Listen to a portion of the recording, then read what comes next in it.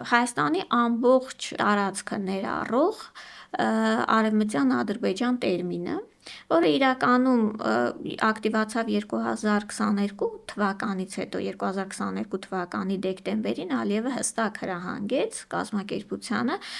պատրաստել հայեցակարգ, Հայաստան վերադառնալու հայեցակարգ, քայլերը մշակել, իրավական կետերը մշակել և սկսել աշխատանքները, բայց իհարկե սա ուղղակի 2022 թվականին այսպես կոչված օդից չստեղծվեց, շատ մասնագետներ չգիտես ինչու նշում են, որ օդից ստեղծված բան է, չէ, խորքը գնում էր մինչև 20-րդ դարի սկիզբ, երբ որ թուրք և ադրբեջանցի մի շարք ազգայնականներ, որոնք կանգնած են 1918 թվականի Ադրբեջան, ներկայիս Ադրբեջան պետության, այն ժամանակվա ուրեմն մուսուլմանական պետության ստեղծման հիմքերում, իրենք ստեղծել էին այսպես կոչված Մեծ Ադրբեջան գաղափարը, որի մեջ տարածքային առումով ներառված էր Իրանից մի հատված, որը իրենք անվանում են Հարավային Ադրբեջան, Հայաստանը իր ողջ տարածքով, որոշ տարածքներ նաև Վրաստանից, որը կոչվում է Արևմտյան Ադրբեջան և մի փոքր էլ հյուսիսից դեպի Դաղստան և այլն։ Այս ամբողջը իրենց մեծապետական,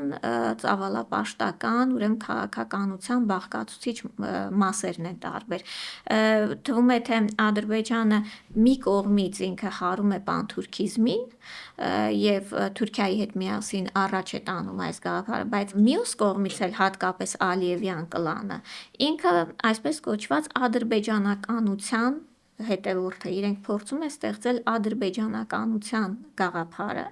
և վերջն արդյունքում հեռավոր ապագայում հասնել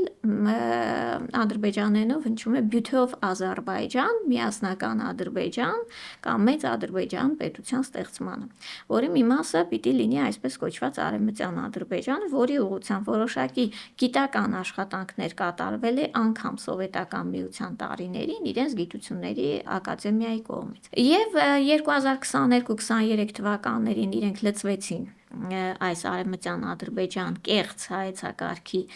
պատրաստմանը, տարածմանը, անմիջապես ստեղծվեցին լրատվամիջոցներ պաշտոնական, ալիք պաշտոնական, կայք, հեռուստաալիք և քարոզչությունը հսկայական ծավալներ է ստացել։ Այս թեման Ադրբեջանում զարգանում է ոչ թե օրեցօր, ժամ առ ժամ, այլ րոպե առ րոպե։